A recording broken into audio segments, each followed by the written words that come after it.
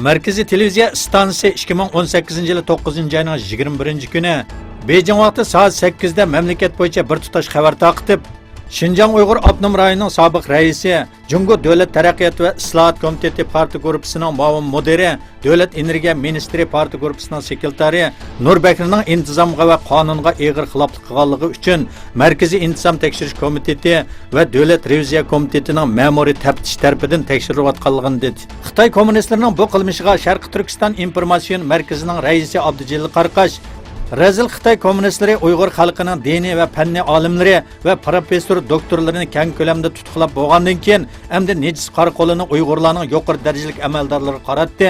Nurbakrida Xitoyga sodiq bir amaldorning tutqilinishi Sharqi Turkistondagi kurashning eng yuqori chekiga yetganligini, har qanday yuqori darajalik Uyg'ur amaldorlarining bu kurashning sirtida qolmaydiganligi, hamon Xitoy kommunistlariga yem bo'lganligi namoyon bo'ldi dedi.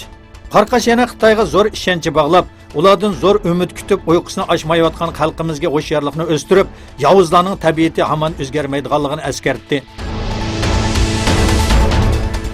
Dunyoning sukuti Xitoyning xo'rigini o'stirib, Sharqi Turkistondagi zulmni texmi kuchaytirishga fursat yaratib bermoqda.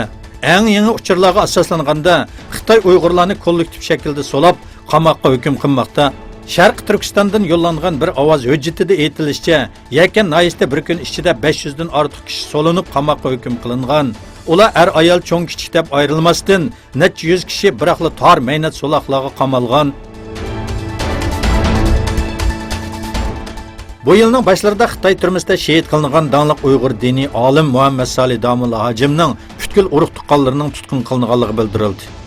Eng yangi uchurlarga asoslanganda Muhammad Salih Damulla Hajim tutilgan vaqtda uning butun jamiyati er ayol cho'ng kichik demasdan saqchilar tarafidan tutqun qilingan va shuningdan keyin hech bir izdergi bo'lmagan.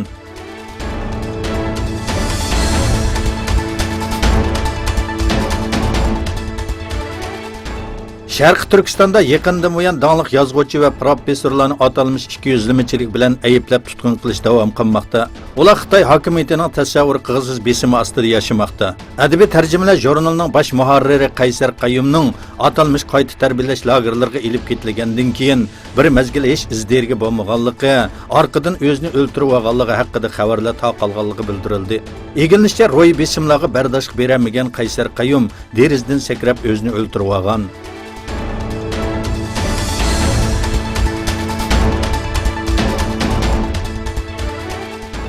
Amerika Xitoyning Rossiyadan S-400 tipli havo mudofaa sistemasi olganligi sababli Xitoy mudofaa ministrining ishchi xizmatchilariga qarshi embargo qarori oldi. Amerikaning bir yuqori darajalik amaldori bu embargoning eng qisqa vaqtda yurgizilganligini bildirdi.